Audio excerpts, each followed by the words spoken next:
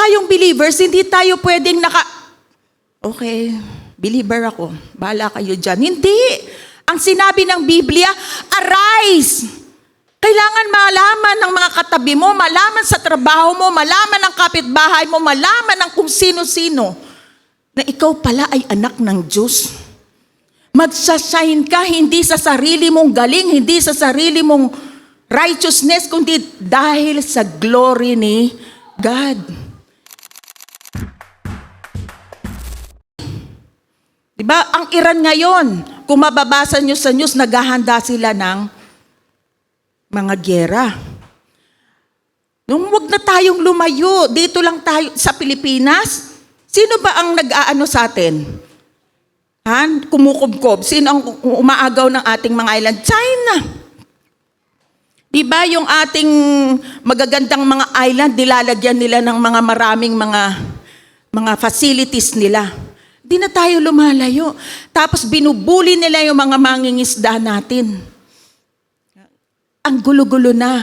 Ang North Korea, nagpapaano siya ng missiles. Umaatake. So pagulo ng pagulo.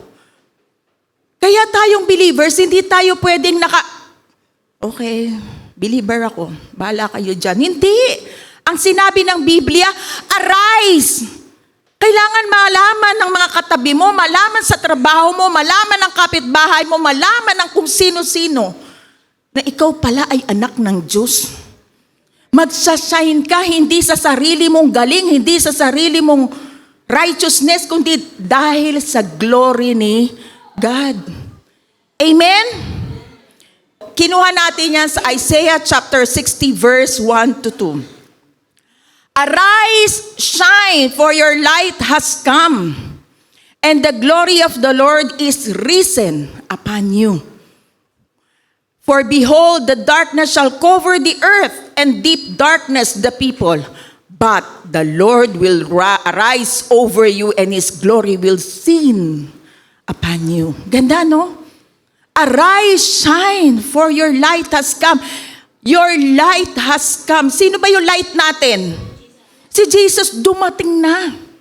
And the glory of the Lord is risen upon you. Bakit yung glory ni Lord nag-rise sa inyo? Risen upon you. It's because nung tinanggap natin siya, yung Holy Spirit na nirahan sa ating born again spirit. Kaya tayo nagsashine. Hindi dahil magaling tayo, matalino tayo, marunong tayo, o kung ano pa man lahat yan, bigaya ng Panginoon. Nagsashine tayo dahil sa glory ni Lord. At ang sabi din sa verse 2, kahit magulo, kahit ang darkness nagko-cover sa earth, no? But the Lord will arise over you, and His glory be seen upon you. Pansin nyo ba, para kayong magnet, kahit saan kayo magpunta, para bang, ang saya nitong kasama. Ang saya-saya naman itong kasama. No? Meron kasi, sa totoo lang, may mga tao, pag nakikita mo pa lang, ala namang ginagawa sa'yo, parang, nakakainis. Oo, tama, nakakainis naman ito. Diba? Meron ganon, diba? Pero, ikaw bilang believers, bilang beloved, bilang anak ng Diyos, hindi mo napapansin yan, pero yung mga tao gustong-gusto kang kausap. Gustong-gusto kang kasama. Why? Because of God's glory. Amen? So nakikita natin, ang dami-daming mga balita, patayan. Sabi nga sa Matthew 24, itong mga huling araw na ito, meron nga magsasabi, sila ang Messiah. Meron ba sa Pilipino na ganyan? Sila ang Messiah. Ay, hindi pala. Di ba meron? Nagkiklaim na siya na ang appointed son, pero ngayon siya na ang ama. Di ba? Messiah. Lagyan natin ng D kasi past tense, Messiah. No? There will be rumors of wars. Wars. Meron na ba? Meron na. Di ba? Nag-iiringan na. Taiwan, China. Oh, nakaposisyon ng China kasi gusto na nilang kunin yung Taiwan. Nung nakaraan, Hong Kong. Tapos mayroon pa, earthquake, great earthquakes. Uy, kagabi lang meron eh. Saan? Davao Oriental, 6.8.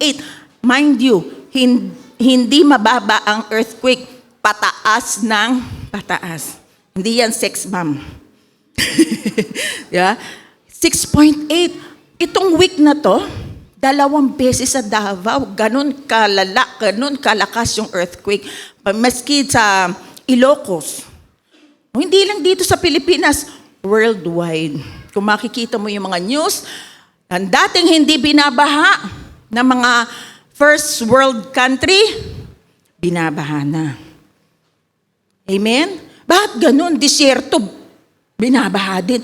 At meron akong bansa na nabasa na 50 years na hindi sila niyeyelo, biglang niyelo ngayon. Nag-snow.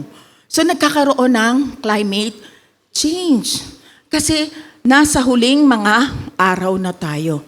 At pati ugali ba naman ng tao? Kaya nga sabi, arise, shine! No? Pati ugali ng tao, malalaman mo eh. Dati, mata ko lang. Mata ko lang. Alam na ng mga bata. Estudyante po ako. Lalapit lang ako sa estudyante ko. Gusto mong mahulog ang mata ko sa'yo. Takot naman yung estudyante ko. Ngayon, hindi. Nanggagalaiti ka na, lumalabas na lahat ng litid mo, hindi pa rin sumusunod. Uutusan mo, wait lang po, aray ko. Diba? Pero ito ay nakapropesiya, no? Na nasa last days na po. Totoo ba yan, Pastora? Yes, basahin natin. 2 Timothy chapter 3, verse 1 to 5. Dapat mong malaman na sa mga huling araw ay darating ang mga panahon ng kaguluhan. Nasa kaguluhan na ba? Sapagkat ang mga tao ay magiging maibigin sa sarili. Akin to, karapatan ko to, ako lang ito. Ay hindi pwede. Sinabi sa batas, ganito, akin to. Wala na yung pagbibigay. No? Maibigin sa salapi, palalo, mapagmataas, mapagsamantala, swail sa magulang, walang utang na loob at lapastangan sa Diyos. Next. Verse 3. Sila'y magiging walang pagmamahal sa kapwa, walang habag, mapanirang puri, walang pagpipigil sa sarili, marahas at walang pagpapahalaga sa mabuti. Sila'y magiging mga taksil, padalos-dalos, mayayabang, maibigin sa kalayawan sa halip na maibigin sa Diyos. Yung pa priority nila, happy. Ay, hindi, ano ko to eh. Minsan lang naman ito. Tapos hindi lang pala minsan, laging nag-a-absent sa church. Kasi meron akong gagawin. Ay, kasi ganito. Set your priorities. Unang-una sa lahat, lalo na these last days, malapit nang bumalik ang Panginoon. Let's focus on Christ. Amen? Focus tayo sa Panginoon. Hindi natin alam kung kailan darating ang Panginoon. Imminent yan. Let's focus on Him. Kasi hindi ka naman papagalitan ng Panginoon. Kaya lang, kapag hindi ka nagpo-focus sa Panginoon, parang nakakalimutan mo na may Diyos na mapagmahal. So hindi mo nagagawa, hindi ka mag-a-arise and shine. Kumbaga na itatago mo yan, meron ka palang biyayang nasa loob. Amen ba? Next, verse 5. Sila'y may anyo ng pagiging makadiyos. O kunwari, Diyos siya, yung religious siya, mga religious people. Ngunit hindi naman nakikita ang kapangyarihan nito sa kanilang pamumuhay. Yung mga religious people, akala mo naman ang santo-santo, pero deep inside them, alam nyo ang Diyos, tumitingin sa puso. Amen? Alam niya kung ikaw ay mabuti o hindi, o nagkukunwari lang. Pero ang sabi diyan, iwasan mo ang ganyang mga uri ng mga tao. Nasa last days na tayo, mga kapatid. Kaya sinabi ng Lord, arise, shine. Huwag niyong itago na kayo'y anak ng Diyos. Huwag niyong itago na kayo'y pinagpala na, pinaburan na. Amen? Amen. So ano ang team natin this year? Arise, shine. Parang arise, shine. Ulit, yung merong power. Arise, shine. O, tignan nyo. Daig tayo ng bata. O, di ba? Daig tayo ng bata. At bago tayo magsimula, introduction ko pa lang po yan. Bago po tayo magsimula, ibigay ko yung title ng ating mensahe ngayon. Tayo po'y manalangin muna. Panginoon, salamat po sa biyaya ninyo na nakarating po kami rito, ang bawat isa. Salamat po sa pagpapala ninyo. Salamat po sa malakas, malusog at masiglang pangangatawan. Lord, thank you po sa mensahe niyo po ngayon. Itago niyo lamang po ako sa inyong likuran. Banal na Espiritu, kayo po ang manguna sa akin. Gawin niyo lamang pong mouthpiece ang aking bibig. Maraming pong salamat at bigyan niyo po, Panginoon, ang bawat isa ng spiritual ears and spiritual revelation, Panginoon, na nagbumula sa inyo. Papuri po, Panginoon, sa inyo sa pangalan ni Jesus. Lahat ay magsabi ng Amen. So ang mensahe po natin ngayon ay Arise from Darkness. Ito po ay series ng Arise, Shine, Living in the Light of Grace. Arise from darkness. No? Binasa natin kanina, no, sa Isaiah 60, Arise, shine, for your light has come and the glory of the Lord has risen upon you. Sinabi ito ni Propeta Isaiah sa mga Israelita nung time na nasa distress sila. Nung time na bagsak ang mga taga-Israel. Pero ang promise ng Lord sa kanila ay hindi nakabase sa kanilang sitwasyon. No? Nakabase ito sa glory ni God. Kagaya nating nasa New Covenant. Ang promises ni God, hindi nakabase ano ginawa mo. Hindi nakabase ano sitwasyon mo. Ang glory ni God nakabase dahil siya ay mabuting Diyos. Amen? At yung liwanag na yon, dumating na sa atin. No? Ang liwanag na yon ay nasa atin na. Ang liwanag na yon ay si Jesus Christ.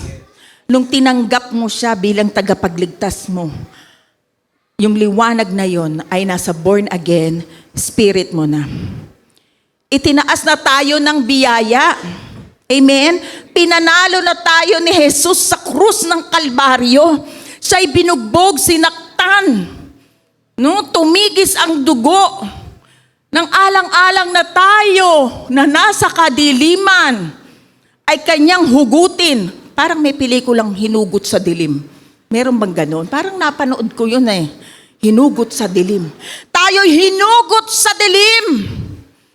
No? At siya na ang nagsakripisyo sa krus nang ang kanyang liwanag ay mapa sa atin.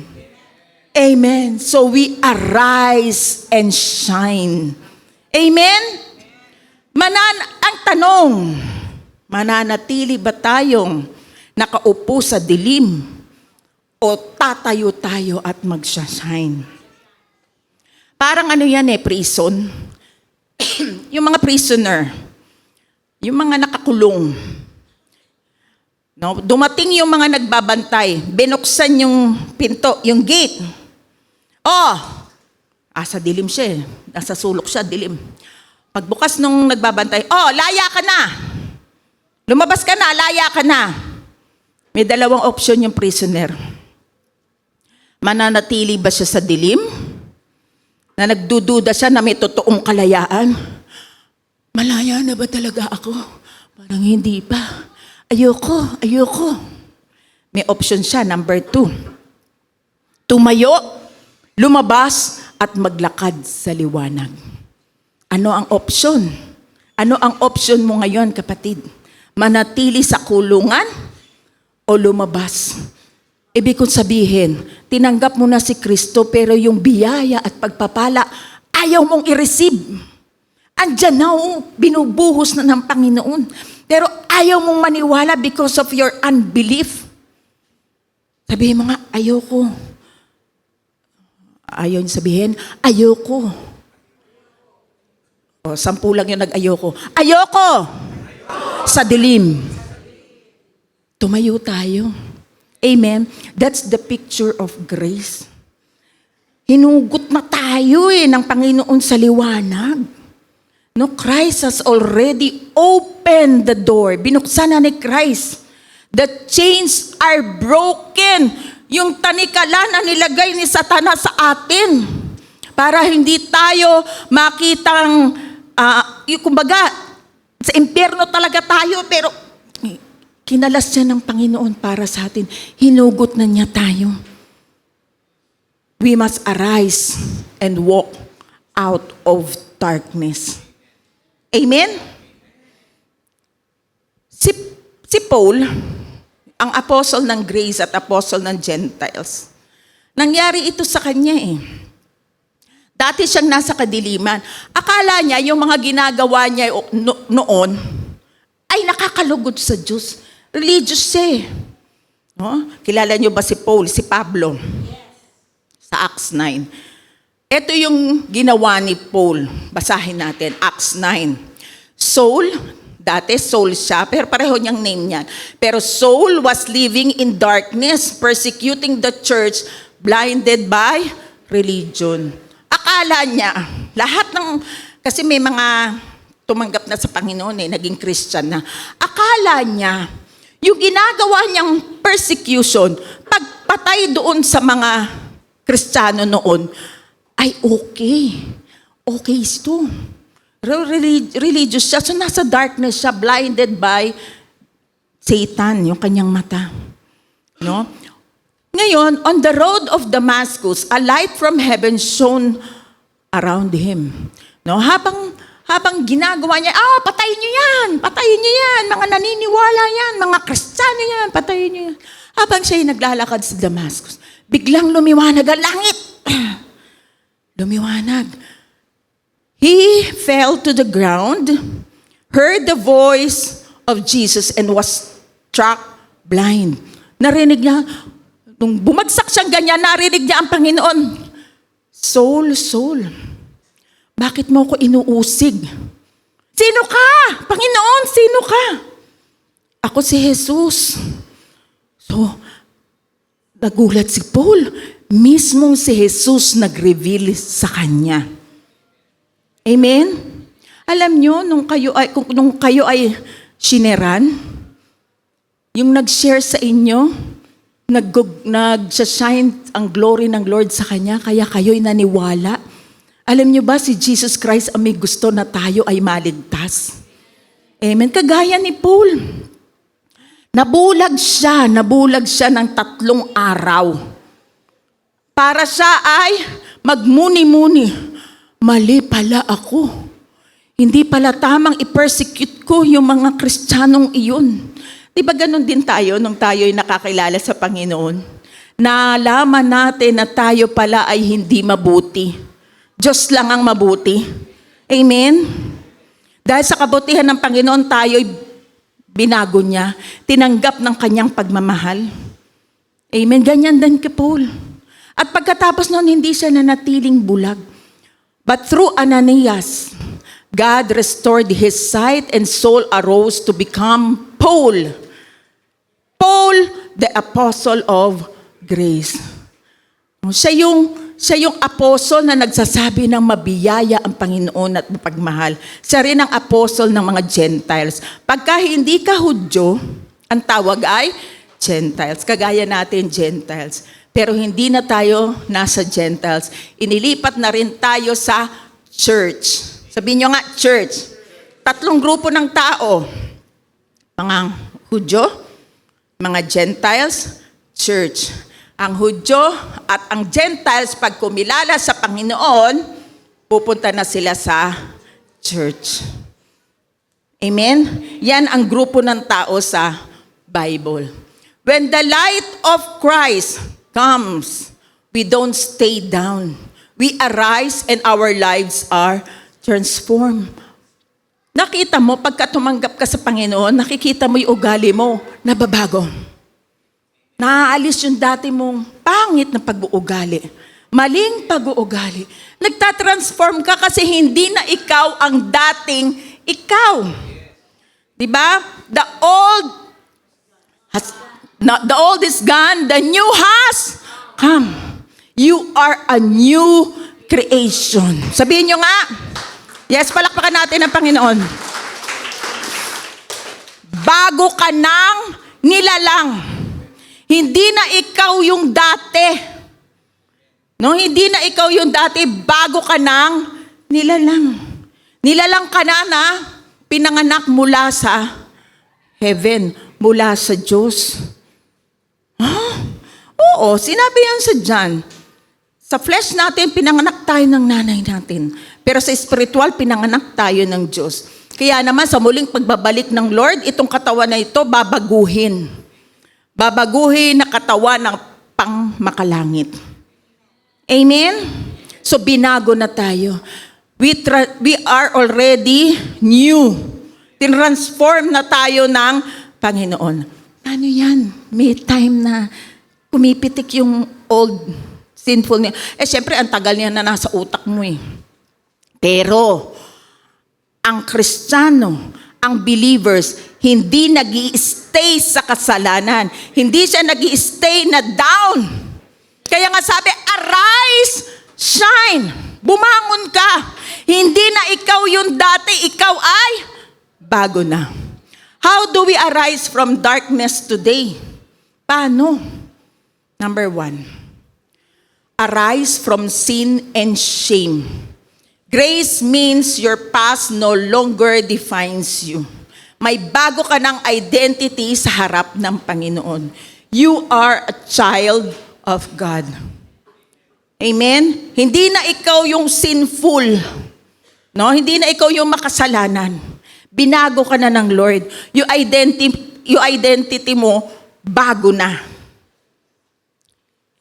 Amen? Because of God's grace, ang kasalanan at kahihiyan ay hindi na i-account pa sa iyo. Ano ibig sabihin ng grace? Let's define grace. Grace means God's unmerited favor, blessing, and empowering presence through Jesus Christ. Unmerited favor means receiving a gift, blessing, or kindness that you haven't earned, don't deserve, and can't repay. Ano yung biyaya? Hindi mo ito in-earn. No, hindi mo ito, ay mabait ako, kaya dapat meron akong biyaya. Hindi yun biyaya. Kumbaga, parang nagtrabaho ka, tapos may sweldo ka. No? Pero ang biyaya, hindi mo deserve. Kasi regalo ng Diyos sa'yo yan. Amen? So hindi mo siya deserve. Hindi yan premyo na mga mabubuti mong gawa. Ay, dapat maraming blessing ako ngayon. Dami ko tinulungan. Hindi yan premyo. Biyaya pa rin ng Diyos yun, kaya nakatulong ka sa iba. Alam niyo kung anong deserve ng tao? Hell. Kapahamakan. Yan sana ang deserve ng tao. Pero sa kabutihan ng Panginoon, pinaba niya ang kanyang bugtong na anak. Nang sa ganon, siya na ang bumaba. No, Diyos na nagkatawan tao, alam niyo pagkamatay ni Jesucristo, bumaba siya sa hell para kunin yung mga naniwala na merong Mesayang darating. Amen? Bukod doon, para i-stop na yung mga ililagay ni Satanas na, oy, itong mga anak kong iniligtas, wala ka ng karapatan, Satanas. Amen? Sila'y mga anak ko. So ganun tayo, binabalutan at pinoprotektahan ng Panginoon. Unmerited favor.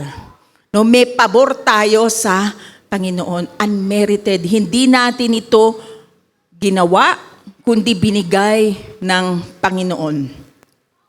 Wala tayong ambag sa kaligtasan natin. Sino rito mga ligtas na?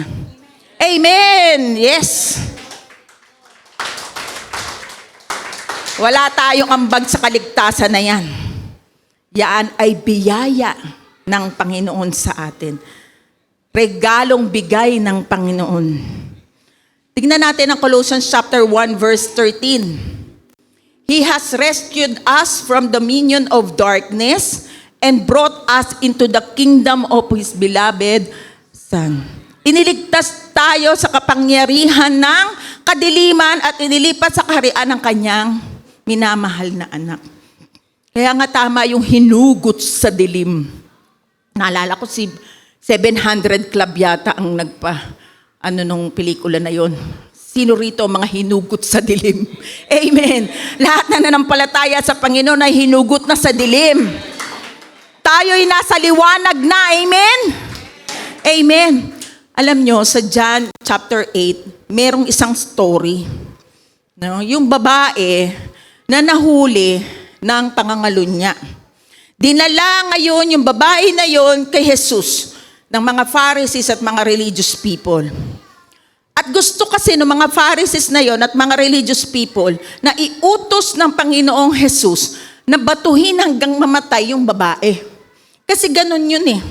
Nung Old Testament, under the law of Moses, lahat ng nahuhuling nangangalunya, binabato hanggang mamatay. So, kinuha yon.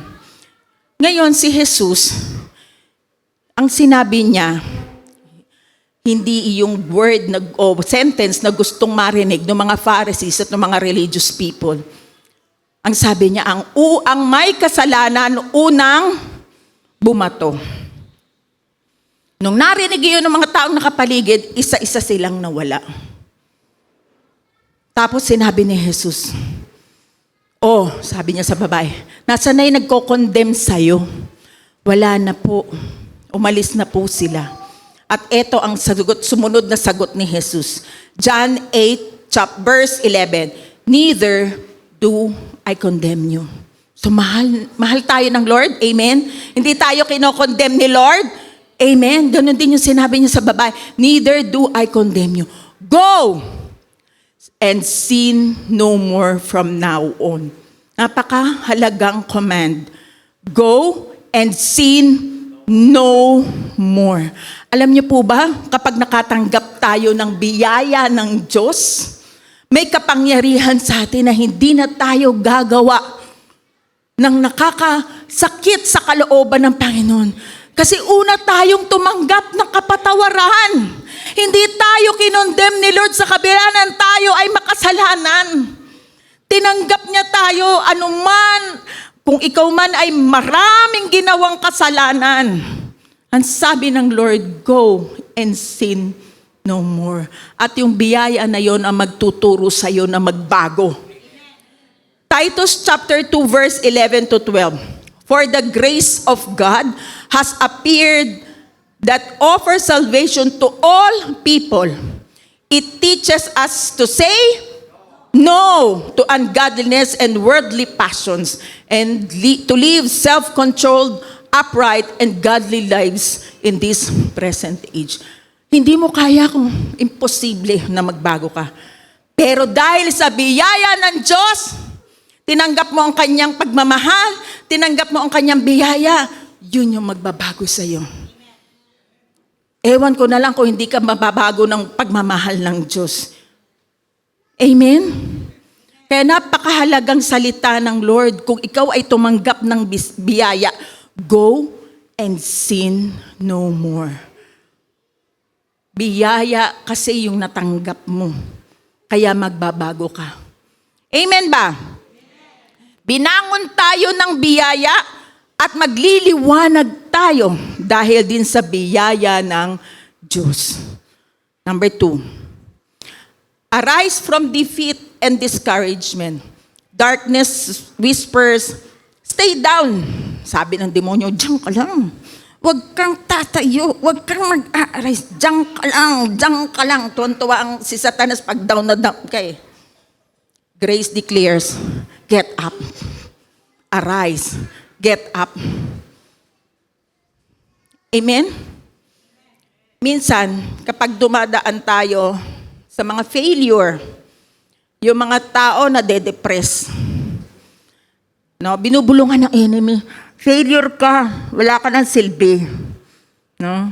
Wala, hindi ka na makakabangon, diyan ka na lang. Kaya gawin mo pang patuloy yan. Sasabihin ng enemy, no? No?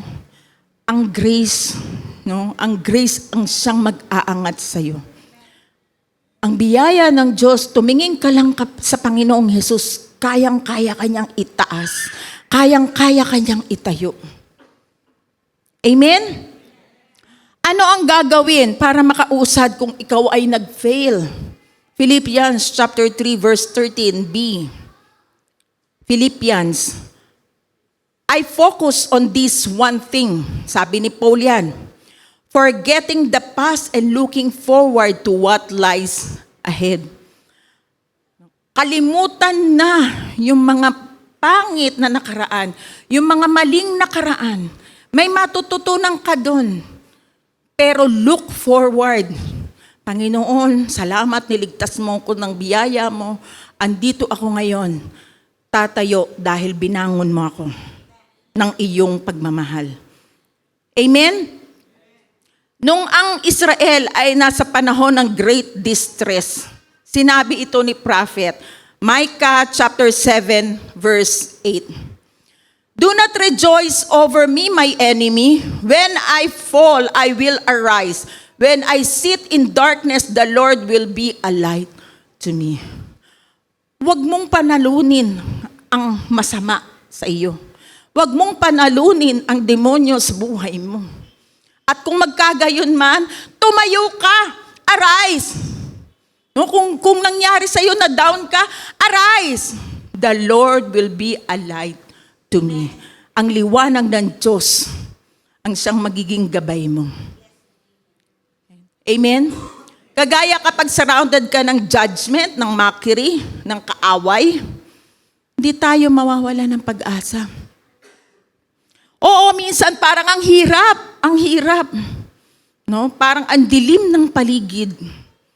Pero sa gitna ng lahat ng ito, we declare Psalm 27 verse 1. The Lord is my light and my salvation. Whom shall I fear? The Lord is the strength of my life. Of whom shall I be afraid? No? Ang Diyos ang ating liwanag. Ang ating ilaw at siya ang ating kaligtasan. Ano ang kakatakutan ko kung ang Diyos ang aking liwanag? The Lord is the strength of my life. Siya ang kalakasan ko. Siya ang magbibigay sa akin ng biyaya. Siya ang lahat-lahat ko. Siya ang magtatanggol sa akin. Of whom shall be afraid? So ano kakatakutan ko? Amen? May kakatakutan pa ba tayo sa mundong ito? Wala. Kapag nasa iyo si Kristo, reject ka man ng mga tao, lumakad ka sa liwanag ni Kristo, itataas ka niya. Amen? Hindi ibig sabihin na walang pagbagsak o walang fall. Ay, nakikristo na ako. Hindi na ako magkakaroon ng mga problema. Mind you, nasa fallen world tayo. Pero hindi ang Diyos ang nagbibigay ng problema sa iyo. Lagi kong sinasabi, paulit-ulit para malagay sa isip ninyo. Anong dahilan? Bakit nagkakaproblema ang tao? Number 1, maling desisyon. Number 2, gawa ng ibang tao. Number 3, natural disasters. Mga calamities. Number 4, gawa ni Satanas. Pero never ang God ang magbibigay sa iyo ng problema. Amen? Lagay niyo yan sa isip niyo. Hindi ang Diyos ang may gawa, kaya ka down. Dahil yun sa 4 na sinabi ko. Amen? Ang promise ng Lord sa iyo ay hindi makakancel. Pag ikaw ay anak na niya, all the promises of God are yes and amen in Christ. Mga awit 37:24, basahin natin. Kahit na mabuwal siya, ay babangon. Pagkat si Yahweh sa kanya'y tutulong. Kahit may failure ka, natutulungan ka ng Diyos na makabangon. Amen? Tumayo ka lang, arise and shine. Huwag mawala ng pag-asa. No? Sabihin mo, puno ako ng pag-asa. Puno tayo ng pag-asa dahil alam natin ang Diyos hindi nagfe-fail. Tayo nagfe-fail pero ang Diyos hindi nagfe-fail. Amen? Number 3. Arise into identity and mission. Ano ang identity natin? Ano identity natin? We are the children, or we are children of God. Mga anak tayo ng Diyos. Yun na yung identity natin. pinatawad, pinaburan, pinagpala. So, mabuhay ka sa ganong identity. Nang sa gayon, hindi ka mabulungan ni Satanas. Ay, anak ako ng Diyos. Hindi ko na yan gagawin. Ay, anak ako ng Diyos. Ako'y pinatawad. Ako'y pinaburan. Ako'y pinagpala. Ay, anak ako ng Diyos. Talikuran ko yan. Hindi yan makakapagbigay ng glory sa Panginoon. You are called to shine. Hindi ka lang pinatawad. Ikaw ay tinawag na mag-shine. Amen? Huwag mo itago ang pagiging Kristiyano mo, mga kapatid, sa panahon ng madilimang mundo. Kailangan ng mundo ang inyong liwanag na ibinigay sa iyo ni Jesus Christ. Andiyan, ang daming malulungkot na tao, ang daming ngayon suicide, di ba? Pero makakatulong, kapatid, ang tapik mo. Makakatulong ang prayer mo sa kapwa mo. Makakatulong yung smile mo sa kanila. Kamustahin mo sila. Amen? Matthew chapter 5 verse 14. You are the light of the world. A town built on a hill cannot be hidden. The world is getting darker and darker. These last days, kagaya ng sinabi ko kanina, the world is getting darker and darker. But believers are getting brighter and brighter. Amen? Pag sinabing brighter ba? Brighter and brighter. No! Brighter and brighter. Nakakahawa kasi ngiti. Nakakahawa.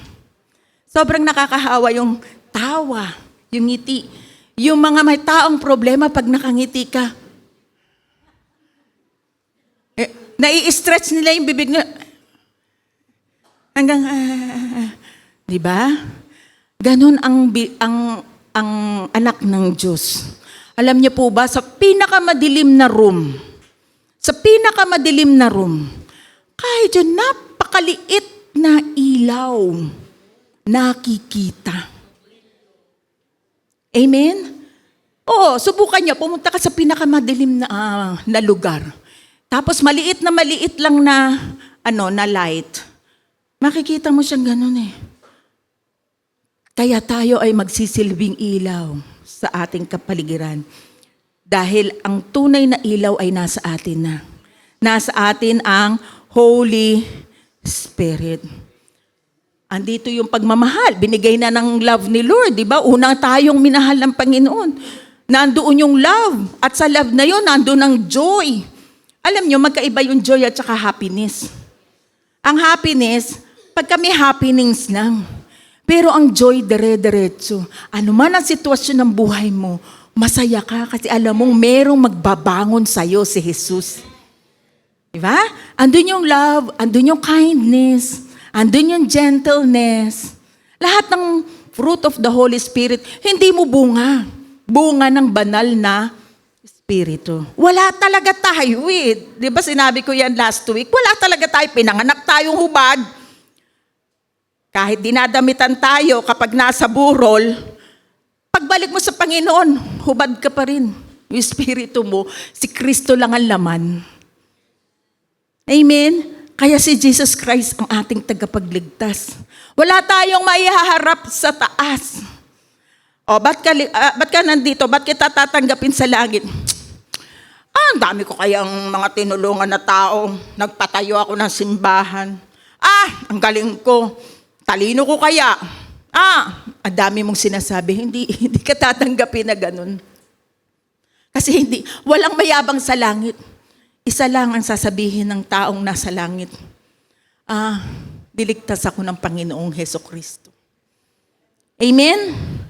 Lahat ng meron ka, biyayang kaloob, libre, bigay ng Panginoon. Kahit ang hininga mo, sige, subukan mong, huwag bumika. Ilang minuto lang, biyaya yan. Nakaupo ka dyan, biyaya yan. Amen? Lahat biyaya. Kaya ang sabi ng Lord, arise, shine. Mag-shine ka. Hindi para sa sarili mo, para makita ng iba. Ay, may Jesus pala. Kala ko, hindi ka Kristiyano. Diba? Kasi hindi nila, tinatago mo eh. Kaya ang sabi ng Bible, arise, shine. Ba't ako pa ulit-ulit? Team natin kasi ngayon yan eh. Arise, shine. Tulad nung nakaraang taon, yes and amen. Ngayon, alam mo na pala na hinugot tayo sa dilim. Pinatawag tayo ng Panginoon. Paano mo naman lalakaran yan sa everyday life mo? Anong mga gagawin mo? Number 1, start each day with a prayer and fresh mindset. Huwag niyo kakalimutan ang komunikasyon. Miski sa bahay, mga anak, mga magulang, mag-usap kayo. Hindi po pwedeng hindi nag-uusap. Katulad sa Panginoon, hindi po pwedeng hindi tayo nagdarasal.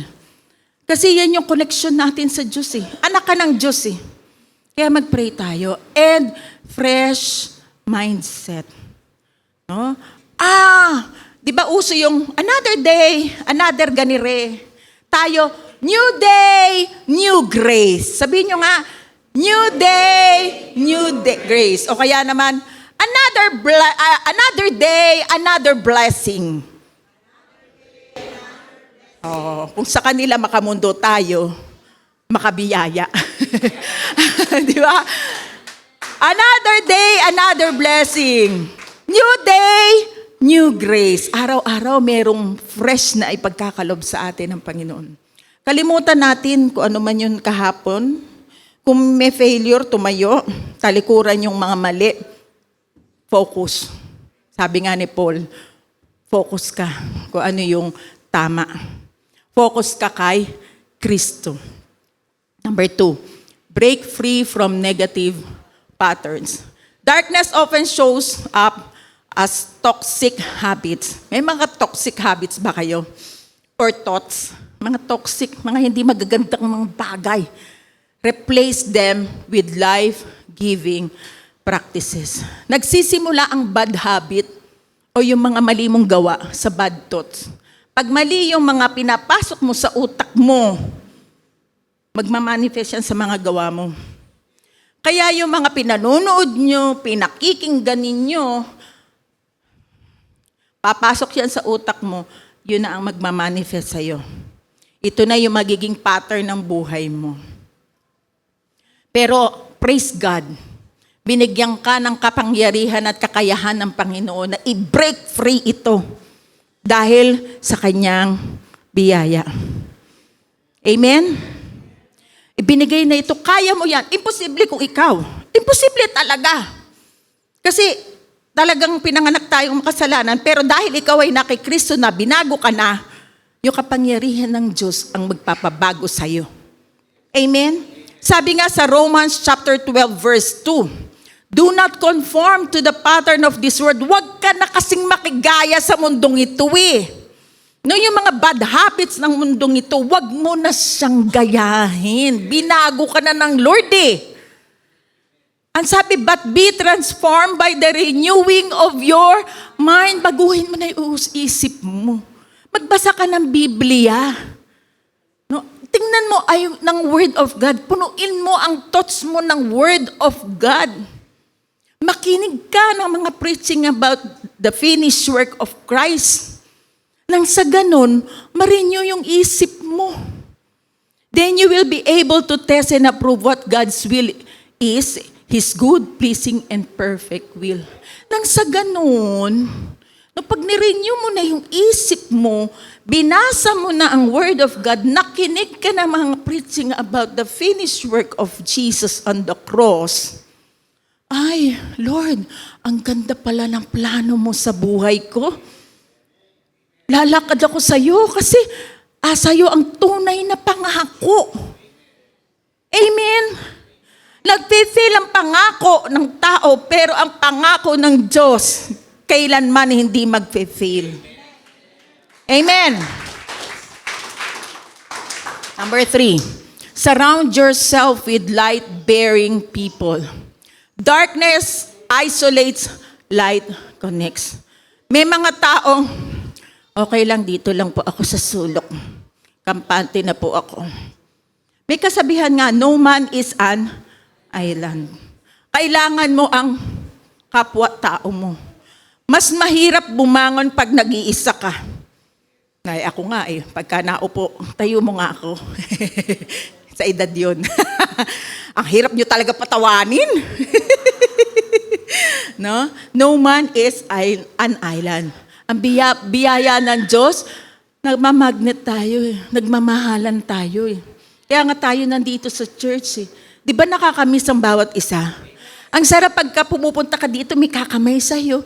Ay, valuable pala ako, kinamayan ako. May ngingiti sa'yo, may yayakap sa'yo. Di ba? So hindi tayo iniligtas ng Panginoon para, ikaw holy ka. Doon ka lang sa sulok. Do not touch me, I'm holy. Hindi. Di ba? Ang grace, lalapit ka sa mga kapwa believers para magpapalakasan kayo. Kaya anong gagawin? Join the small group like Cedars, yung couples, young professional. Meron tayo rito. Kahit konti pa lang. Sa time ni Lord, lalaki tayo at lalago. Amen. Ini-encourage natin yung kapwa na pag sila'y nagfe-fail, advisean natin sila. Ganito, pag-pray natin sila. Pag naman merong kasiyahan, o sige, kain tayo, kasi may kasiyahan. Ang saya, di ba? Dahil ang Diyos ay masaya, hindi malungkot. Amen? Sabi nga, kaya nga, pinalalahanan din tayo ng Biblia. Hindi natin a-isolate yung sarili na tayo-tayo lang. Pero, kung ikaw ay sumasama sa mga makamundo, be alert. Di ba sinabi sa Bible, be alert. Dahil ang enemy, si Satan, ay para siyang roaring lion. Kasi kung lagi mong kasama, hindi, di ba, sa trabaho mo, hindi naman lahat doon, believers. Tama? Kapitbahay mo, hindi naman lahat doon, believers. So ano lang ibig ko sabihin? Pwede ka sumama sa kanila, pero be alert. Dahil ang sabi sa 1 Corinthians chapter 15 verse 33, do not be deceived. Evil company corrupts good habits. Sabi pa sa iba, evil habits corrupts good character. Kumbaga, kung mas sinasamahan mo yung mga ungodly, nahahawa ka Nahahawa ka sa kanila. Okay, kung lagi mo silang kasama, mas dapat lalo mong laging kasama ay mga godly people. Hindi ko sinasabing i-isolate mo yung sarili mo sa mga unbelievers. Pero be alert. At wag mo lagi silang samahan. Oy, halika, sama ka. Halika, mang-i-scam tayo. Daming pera nito, scammer, talaga ba? Magkano akin dyan?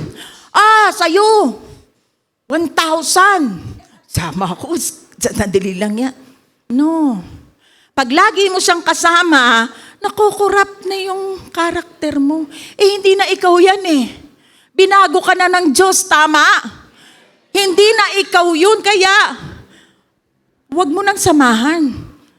Pumunta ka sa mga godly people na magpapalakas ng spiritual na pakikipagrelasyon mo sa Diyos. Amen? Ulitin ko, huwag mong i-isolate naman yung sarili mo sa mga ungodly. Kaya lang pag kami mga bad habits na hindi na nakakalugod sa Diyos, layuan mo sila. Kasi why? Hindi ako may sabi 1 Corinthians 15:33. Do not be deceived. Evil company corrupts good habits. Amen? Samahan mo yung mga godly people. Amen. Andiyan pa kayo? Malapit-lapit na po ako matapos. Number 4, choose forgiveness over bitterness.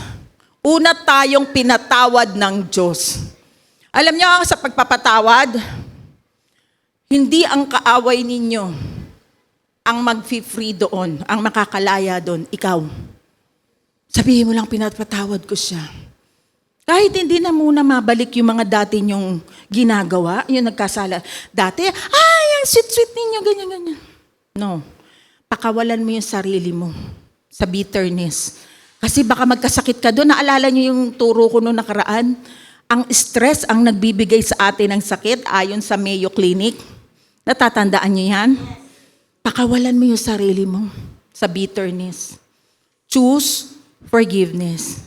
Kung paano tayo unang pinatawad ng Panginoon, magpatawad ka. Hindi para sa kanila, kundi para sa iyo. Ang sarap maging malayang. Kagaya ng nilikhang o kinompose ni Pastor J na kanta, malaya na ako. Minsan kantahin natin, malaya na ako. Amen? Sino rito malaya na? Amen. Choose forgiveness. We're free. Sabihin nyo nga, malaya na ako. Amen. Number 5. Speak life over yourself. Proverbs chapter 18 verse 21. Death and life are in the power of your tongue. Nandito. No? Kung ano yung sinasabi mo, mangyayari. Bakit? Alam ka na ng Diyos eh. Kaya nga, daily, sabihin mo yung promises ni God. I am the righteousness of God in Christ Jesus. Matuwid na ako sa harapan ng Diyos dahil kay Kristo. Amen? Ako'y malakas, malusog, masigla. Ako ang ilaw dahil si Jesus ang nasa puso ko. Kaya magliliwanag ako sa kapwa ko. Speak life. No? I am delivered from darkness. I walk in the light of Christ. Sabi dyan, tignan mo, I am the righteousness of God in Christ Jesus. I am delivered from darkness. I walk in the light of Christ. Declare it. Declare it. Pagka meron sa inyong, pag tinutokso ka ng kaaway, no. I am the righteousness of God. Come back to your senses. Bumalik ka sa katinuan mo. No? Righteous ka na sa harapan ng Panginoon, kaya hindi na sa iyo bagay yung mga hindi magagandang mga gawain. Amen? Next, number 6. Serve others as a step out of darkness. Alam nyo, kapag ang focus mo, halimbawa may problema ka ngayon, ang focus mo sarili mo, malulugmok ka. Hindi ko pa kaya. May problema pa ako. Pero, kapag ka nag-step out ka sa biyaya ng Lord, alam mo, makakalimutan mo yung sarili mo eh. Masaya palang maglingkod. Masaya palang makipagkapwa-tao. Iba ang joy na nare-receive mo. Amen? Kaya instead na mag-focus ka sa sarili mo, tumulong ka sa ibang tao. Helping someone shifts focus from your own discouragement to God's purpose. Nag-shift yan. Kasi hindi ka na nakafocus sa sarili mo eh. Amen? Next, stand up after every fall. When you make a mistake, don't stay down. Confess it, receive grace, and move forward. Laging nakalaan ang pagpapatawad at biyaya ng Diyos. Now, receive His grace and move forward. Proverbs chapter 24 verse 16a, for the righteous falls 7 times and rises again. Hindi pababayaan ng Lord na ikaw ay nakadapa. Itatayo ka niya. Amen? Sa papaanong paraan, renew your mind. Focus mo, ang isip mo, ang thoughts mo sa Panginoon, sa kanyang pagmamahal. Read the Word of God. Listen to the preaching about the finished work of Christ on the cross. Amen? Let's wrap up. How do we arise from darkness? Ano yung mga natutunan natin? Sabay-sabay tayo. Number 1, Arise from sin and shame. Number 2, arise from defeat and discouragement. Number 3, arise into identity and mission. Ano yung mission natin? Spread the good news. Spread the gospel. Mahal ka ng Lord, sabihin mo sa kapwa mo, shine! Shine! Shine! May kanta ba ganun? Parang pumasok lang sa isip ko. Shine! Shine! Ayun na lang daw, arise, shine, for the light has come. O, di ba? O, we send upon you. Okay, beloved walk. Ano yung mga gagawin natin? Number 1, start each day with a prayer and fresh mindset. Sabay-sabay tayo. Number 2, break free from negative patterns. Number 3, crowd yourself with... Number 4, Number 5, speak life over yourself. Number 6, serve others as a step out of darkness. Number 7, stand up after every fall. At iiwan ko ang beloved thought. In Christ, I arise from darkness. By grace, I walk in the light. Sabay-sabay tayo, malakas. In Christ, I arise from darkness. By grace, I walk in the light. Amen? Purihin ang Panginoon. Ano ang team natin sa taong ito? Arise and shine. Yumuko po tayo. Tayo'y manalangin sa mga hindi pa tumatanggap sa Panginoon at gusto nyo ang glory ni Lord ay mag-shine sa buhay ninyo. Ang glory ni Lord ay makita sa pamumuhay ninyo. Sabayan niyo po ako sa panalangin. Sundan niyo po ang aking panalangin. Panginoon, salamat po sa krus ng Kalbaryo. Kinuha niyo na po lahat ng aking kasalanan. Salamat, pinatawad niyo na ako.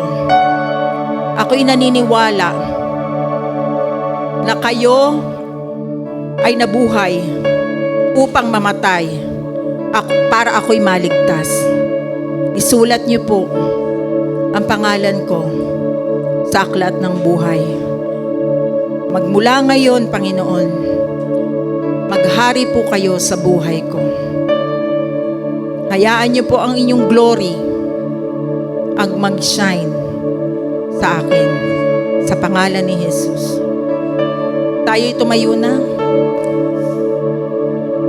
Panginoon, salamat po sa aking mga kapatiran, sa mga beloved. Thank you, Lord, at pinagpala niyo na po ang kanilang buhay. Salamat sa kanilang mga hahawakan at aapakan.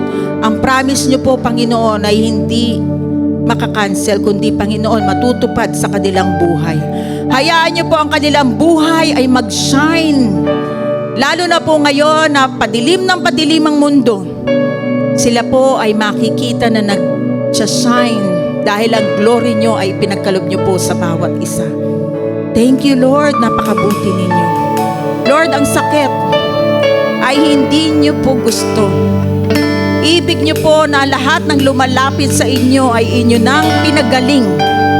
Kaya sa pangalan ni Jesus, ano man ang niraramdam mo ngayon, sakit sa buto, arthritis, ulo, sa tiyan, tumor, cancer, sa pangalan ni Jesus, diabetes, ano man ang sakit na meron ka ngayon, pinagaling na yan ng Panginoon sa pangalan ni Jesus. Anumang sakit na nasa katawan mo ngayon, I cast you out sa katawan mo in Jesus' name. Be thrown into the sea.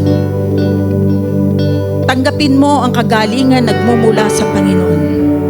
By His stripes, you are healed. Believe, kahit nandyan ang symptoms, believe that you are healed in Jesus' name. Salamat, Panginoon, sa mga prayer requests. Lord, alam po namin na ngayon pa lang, kumikilos na ang inyong dakilang kapangyarihan, ang inyong biyaya na ang lahat na naglagay ng prayer request sa box na ito, Lord. Thank you. Tinugon niyo na po. At higit pa ang ipagkakaloob niyo. Salamat sa mga may trabaho at sa mga walang trabaho, walang negosyo, Panginoon. Bigyan niyo po sila ng wisdom. Bigyan niyo po sila ng mga tamang koneksyon para po lumago ang kanilang negosyo, ang kanilang trabaho. Promotion comes from you, Lord. Thank you. At hindi niyo po pababayaan ang anak niyo na nasa ilalim. Buhugutin niyo po kami pataas, Panginoon, lalo na po sa last days na ito. We will shine brighter and brighter. Thank you very much, Lord. At sa isang linggong ito, iingatan at proteksyonan niyo po kami kasama ng aming mga mahal sa buhay at lahat ng may connection sa amin. Maging ito'y mga ari-arian, iingatan niyo po, Panginoon. For no weapon formed against us shall prosper, and every tongue which rises in judgment, we shall condemn. Thank you, Lord. Salamat, Holy Spirit. Lagi niyo po kami palalahanan na kami po, Panginoon, ay anak ninyo. In Jesus' mighty name, amen. Lahat ng pangako mo sa'kin ay oo. Sa bawat laban, tiyak ang panalo. Ako'y nasa lilim na lumikha ng mundo. Sa bawat hakbang ako'y ginagabayan. Saan man naroroon